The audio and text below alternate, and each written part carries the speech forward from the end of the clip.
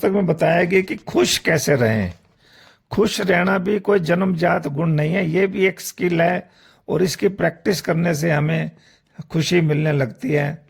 तो ये हमें सीखना है सबसे पहले। जैसे कि हम जिम में जाकर फिटनेस कैसे प्राप्त करनी है वो सीखते हैं, वैसे ही हैप्पीनेस को भी एक हमें सीखना होता है, क्योंकि ये हमारी चॉइस है।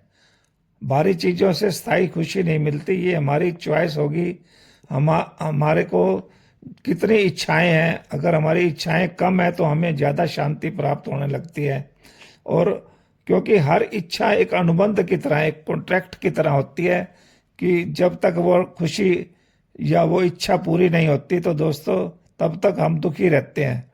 तो हम उस समय ये सोचते रहते हैं कि हमें तब तक दुखी रहना है जब तक कि हमारी वो इच्छा पूरी ना हो। तो इसलिए इच्छाएं हमें अपनी सावधानी से चुननी है, कम इच्छाएं रखनी है। तो ये पुस्तक कहती है हम खुश रहते हैं। तो दोस्तों सफलता तो जीवन में आ जाती है, लेकिन खुशी जरूरी नहीं कि आपको आ जाए, क्योंकि सफलता खुशी नहीं खरीद सकती। कई सफल लोग दुखी भी रहते हैं। और इसके अंदर ये सबसे इंपॉर्टेंट बात बताई गई है कि ईर्ष्या जो है वो खुशी की दुश्मन है, सबसे बड़ी दुश्मन है।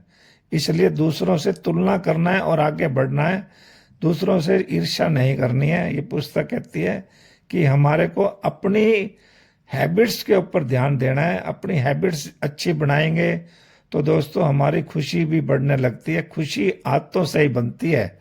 तो हमें मेडिटेशन की आदत डालनी है, एक्सरसाइज करना है ताकि हमें अच्छी हेल्थ मिले, और हमें अच्छी नींद भी लेनी है। तो अच्छी नींद आने लग जाएगी तो हम जो है शांत होने लग जाएंगे। और साथ में हमें ग्रेटिट्यूड की भावना भी अपने अंदर रखनी है, तो हम खुश रहने लग जाते हैं। ये पुस्तक हमें कहती है कि जो जैसा है उसको स्वीकार करने लग जाओ। जो आपके नियंत्रण के बाहर है उसके बारे में ज्यादा मत सोचें, क्योंकि नहीं तो आप परेशान रहोगे। इसलिए आप जो है जैसा है उसको स्वीकार करने लग जाओगे तो खुश होने लग जाओगे। पुस्तक कहती है कि आप अपने आप को जीवन में कैसे डालेंगे, अपने आप को कैसे सेव करेंगे कि आप जो है जो खुद बन सके, जो आप जो चाहते हैं। दूसरों के हिसाब से जीना बंद कर देंगे, अपने हिसाब से जीने लग जाएंगे। अपने शरीर और अपने दिमाग का ध्यान रखने लग जाएंगे, अपनी बॉडी का, अपने ब्रेन का। तो ये दोस्तों आता है अच्छे खान पान से, एक्सरसाइज से। जब आप ये करने लग जाओगे, अच्छी नींद लेने लग जाओगे, तो आप अपने आप को चुनने लग जाते हैं, आप अपनी केयर करने लग जाते हैं। और आप ये देखने लग जाते हैं कि आपके अंदर मेडिटेशंस जब आप कर रहे हैं, आपको अंदर किस तरह के विचार आ रहे हैं। उन विचारों से जुड़ना नहीं है, उनसे ऊपर उठ जाना है। और दोस्तों अपने आप को आज़ाद कैसे रखना है, तो आपको खुद के बनाए हुए तरीकों से जीना है, उनको ग्रो करना है। और फिर अपने आप को मुक्त कैसे करना है, फ्री कैसे करना है। ये पुस्तक कहती है कि आप अनावश्यक काम को छोड़ दें और जो बेकाबू विचार हैं उनसे आज़ादी पा लें। अपने आप को क्रोधित होने से बचाएं और अपनी अपेक्षाओं को कम कर दें। तो दोस्तों आप अपने आप को फ्री करने लग जाते हैं। ये पुस्तक कहती है कि अपने जीवन का मीनिंग ऑफ लाइफ खुद तय करें कि आपको जीवन में क्या करना है। अपने वैल्यूज के हिसाब से जिएं। जैसे महात्मा बुद्ध की शिक्षाओं के हिसाब से कम इच्छाएं वाला व्यक्ति ज्यादा खुश रहता है, और जो वर्तमान में जीता है, वर्तमान के हिसाब से अपने जीवन को संचालित करता है, वो ज्यादा खुश रहता है। तो आप भी अपने जीवन में ऐसे कुछ करें जिससे आप खुश रहने लग जाएं। तो बौद्ध दर्शन ये कहता है कि जब आप किसी चीज की इच्छा करते हैं तो आप खुद से समझौता कर लेते हैं।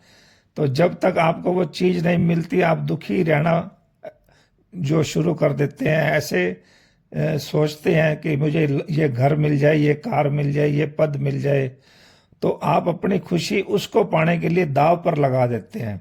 तो असली खुशी इच्छाओं को पूरे करने में नहीं है, बल्कि इच्छाओं को कम करने में।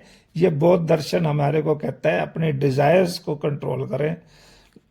और दोस्तों इस पुस्तक में ये बताया गया है कि ये जो पैसे का खेल है, मनी गेम है, वो जो है हमारे को रिटायरमेंट के बाद भी पैसा काम आता रहे तो वो कैसे होगा।